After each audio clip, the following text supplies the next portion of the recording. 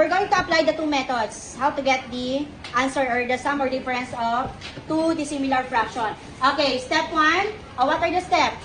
Factor the denominators completely. Okay, so since our given denominator is only a monomial, kahit mag-proceed na agad tayo kay step 2. Okay, kasi hindi naman factorable or mabilis naman kunin yung LCD, so proceed na tayo kay step 2. So magpo-proceed ka lang class kay step 2 if the given denominator is only monomial. Okay, very good. So what do you think is the LCD of 8 and 16? Yes, Iho? Yes, 24. Okay, how to get the LCD of the given variable? Okay, the question is, meron ba tayong common variable? What is the given variable here? M and N. Dito? Okay, so if we have a common variable, step 1, write the given variables. Then after that, get the highest degree or highest exponent. Ano yung mataas na exponent kay M? M squared or M cube? C cube yung kukunin natin. Di ba sa GCF yung pinakamababa? This time sa LCD, pinaka-mataas. How about N? N raised to 4, N. N raised to 4. So this time, our LCD is 24, N cube, N raised to 4. Step 2, after getting the LCD, what's next? Divide and times. Divide the LCD by the first denominator. So this will become 24, N cube, N raised to 4, divided by what? 8 N squared, N raised to 4. Okay, 24 divided by 8. 3. How about N cube divided by M? N. Then what we're going to do with M? Cancel na lang yan. Why? Because pares ng variable, pares din sila na exponent. Then after getting the answer, multiply it again by 5. Okay, 3M times 5. 15M. Alright na natin sa numerator. Plus, next tayo, same procedure.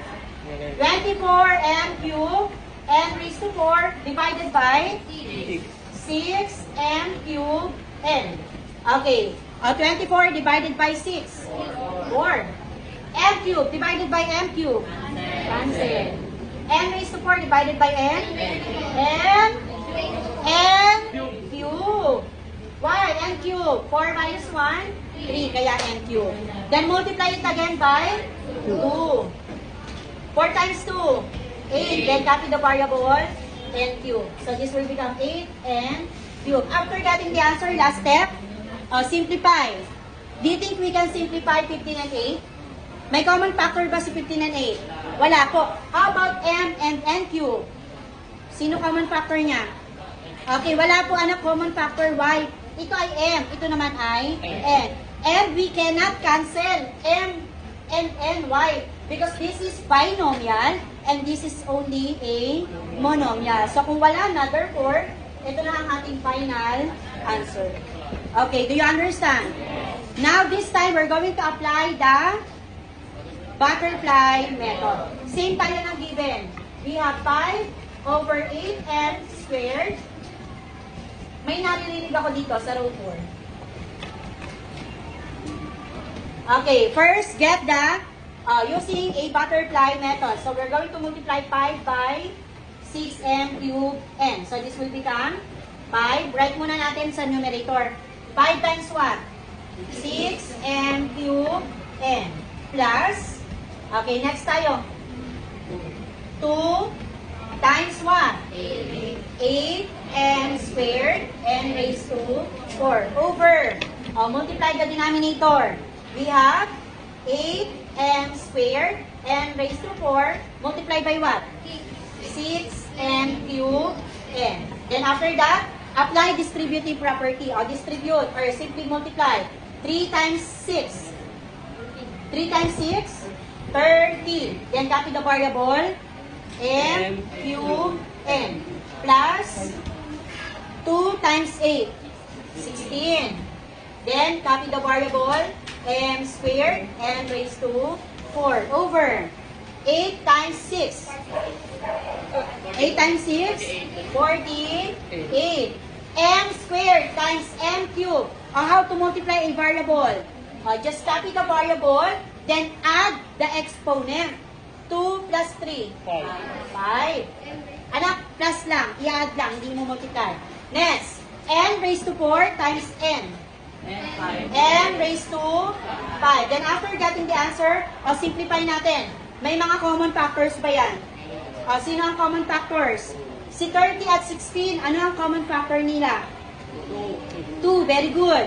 So, factor out natin, ilalabas natin si 2. Okay, m cubed, m squared. Ano GCF nun? M cubed, m squared. To get the GCF, piliin yung pinakamababang exponent. Ano mababa? M cubed, m squared. M squared ang ating GCF. Dito naman tayo. N or n raised to 4? N lang. After getting the GCF, get the remaining factor. 30 divided by 2. 15. M cubed divided by m squared. M. Then cancel na si n. Plus 16 divided by 2. 16 divided by 2. Parang bumabagal na. M squared divided by m squared. Cancel. M raised to 4 divided by n. N cubed. Over 48. M raised to 5 and raised to 5. Sino na pwede i-cancel? Sino pwede i-cancel ngayon? IT 2 and 48. Why? Because this is only monomial. Ito rin ay monomial. Okay, 2 and 48 are both divisible by 2. So 2 became and 48 became 24. Sino pa? M squared at m raised to 5. Taas, baba. Saan matitira si m? Taas, baba. Baba. So si m squared, cancel na yan. Tama ba? So si m raised to 5 ay magiging m cube. Bakit m cube? Because 5 minus 2 is equal to 3. O, dito na tayo kay n. n divided by n raised to 5. Taas, baba. Baba. So cancel si m. Magiging ano si n raised to 5? Okay. Then after nyan, meron pa ba? Pwede ba natin i-cancel to, yung nasa loob? No, because this is by... Okay, kung wala na, simplify na natin. Sino yung mga natira? We have 15. M, wala na pong natira dito. Tama ba? O, ito na, 15M plus 8N cubed over 24N cubed N raised to 4. O, tingnan natin kung parehas yung sagot dito. Parehas po ba? Okay, so, ibig sabihin, any method, basta kung saan kayo nadadalian, iyon ang gamitin nyo. Naintindihan?